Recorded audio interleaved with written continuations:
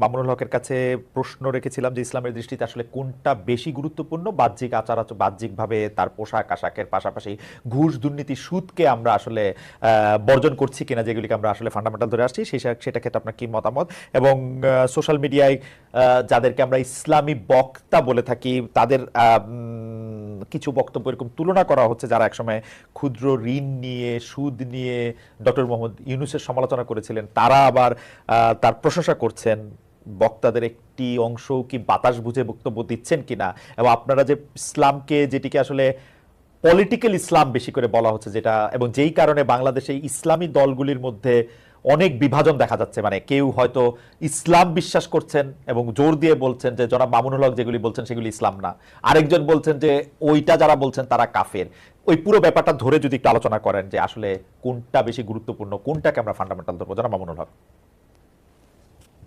প্রথম যে প্রসঙ্গটা আপনারা দুজনই আলোচনার মধ্যে আনলেন, আমি ঢাকা বিশ্ববিদ্যালয় সহ আমাদের বুয়েটের যে স্পেসিফিক যে কথাটা আমি বলেছি, আপনারা খবর নিয়ে দেখেন, গত 1 মাসের ব্যবধানের ঘটনা। ঢাকা বিশ্ববিদ্যালয়ে একটা সিরাতুন নবী অনুষ্ঠান করার সুযোগ দেওয়া হয়েছে, এবং এই অনুষ্ঠানটাকে ঢাকা বিশ্ববিদ্যালয়ের ইতিহাসে দীর্ঘদিন পরে এই ধরনের একটা অনুষ্ঠানের একটা মানে ব্যতিক্রমী আয়োজন হিসাবে গোটা ঢাকা বিশ্ববিদ্যালয় এটাকে খুব তারা উৎসাহিত করেছে। সেম একই ধরনের অনুষ্ঠানের অনুমতি চেয়ে বুয়েটের ছাত্ররা বুয়েটের প্রশাসনের কাছ থেকে অনুমতিটা পায়নি।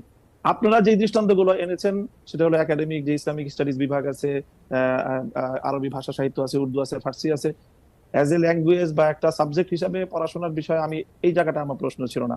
আমার প্রশ্ন হলো যে বিগত 50 বছরে ঢাকা বিশ্ববিদ্যালয়ে ইসলামী ছাত্র মজলিস, ইসলামী ছাত্র আন্দোলন, ইসলামী ছাত্র শিবির নামে আপনারা ঢাকা বিশ্ববিদ্যালয়ের ক্যাম্পাসে কোনো কার্যক্রম পরিচালনা করার সুযোগ আপনারা দিয়েছেন, ইসলামী কোনো সংগঠনকে দেওয়া হয়নি।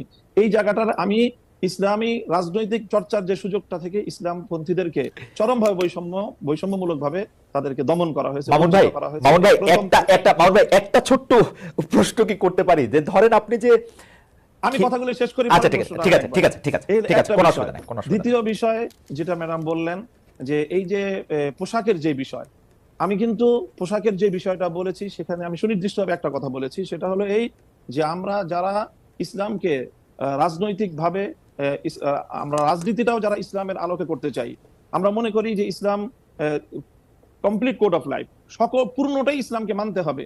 আমি ব্যক্তিগত জীবনে ইসলামকে মানবো, আমি ব্যবসার ক্ষেত্রে অর্থনীতির ক্ষেত্রে ইসলামকে মানবো না, অথবা রাজনীতির ক্ষেত্রে ইসলামকে মানবো না। ইসলামকে এভাবে খণ্ডিত আকারে মানার কোনো সুযোগ আল্লাহর কোরআন দেয়নি, বরং পরিপূর্ণভাবে ইসলামকে, যারা পরিপূর্ণভাবে ইসলামকে মানতে চাই এবং বিশেষ করে যারা আমরা রাজনীতিতে ইসলামকে অনুসরণ করতে চাই, আমাদের উপর রাষ্ট্রীয় যে দমন পীড়ন চালানো হয়েছে সেটা অন্য কোনো আদর্শিক ভাবে রাজনীতি যারা করে আদর্শিক কারণে অন্য কারোর উপরে সেই বৈষম্যটা বাংলাদেশে অতীতে হয়নি। এই জায়গাটার কথা বলেছি। আপনারা বিষয়টা বারবারই আপনারা আলোচ্য বিষয়টা ভিন্ন দিকে নিয়ে না না, আচ্ছা ঠিক আছে। দ্বিতীয় বিষয় আমি বলি আপনি যে প্রশ্ন করেছেন সেই প্রশ্নের জায়গায় আমি আসি, যে একটা বিষয়ের গুরুত্ব আছে, সবটারই গুরুত্ব রয়েছে।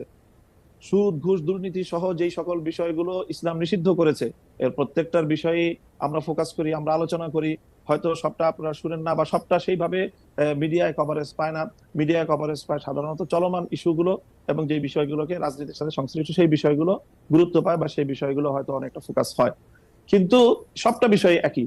সর্বশেষ আপনি যে কথাটা এনেছেন, এই যে ক্ষুদ্র ঋণ এবং সুদ ব্যবস্থা এবং ডক্টর ইউনূস সাহেবের সাথে বর্তমান সময়ে তার যে প্রশংসামূলক কিছু কথাবার্তা, দেখেন এখনো আমরা বলি যে সুদ ইসলামের দৃষ্টিতে জঘন্যতম একটা অপরাধ এবং নিষিদ্ধ একটা বিষয়। কাজেই সেটা ক্ষুদ্র হোক আর বৃহৎ আকারে হোক, ক্ষুদ্র ঋণের মাধ্যমে যে কাজটা হয়েছে সেটা হলো সমাজের তৃণমূল পর্যায় পর্যন্ত সুদ ব্যবস্থাটাকে পৌঁছে দেওয়া হয়েছে। সেই জায়গাটা থেকে আমরা অতীতেও সমালোচনা করেছি, আজও ডক্টর ইউনূস সাহেবের সমালোচনা করছি, ভবিষ্যতেও আমরা সেই জায়গা থেকে, ইসলামের জায়গা থেকে, যদি আমি মুসলিম হয়ে থাকি আমাকে সেই সুদ ব্যবস্থার বিরুদ্ধে আমাকে কথা বলতেই হবে। সুদ ব্যবস্থার প্রবর্তক হিসাবে এবং ক্ষুদ্র ঋণের মাধ্যমে সুদকে তৃণমূল পর্যায়ে পর্যন্ত পৌঁছে দেওয়ার জন্য আমরা ডক্টর ইউনূস সাহেবের সমালোচনা ভবিষ্যতেও করব। তবে তিনি একটা জায়গায় ভুল করেন, একটা জায়গায় সমালোচনার পাত্র, তাই বলে ওনার সব কাজই যে সমালোচনার যোগ্য সেটা নয়। তিনি দেশের অন্যান্য ক্ষেত্রে একটা দেশকে সামনের দিকে অগ্রসর করার ক্ষেত্রে এবং দেশের বর্তমান সংকট পরিষ্কার।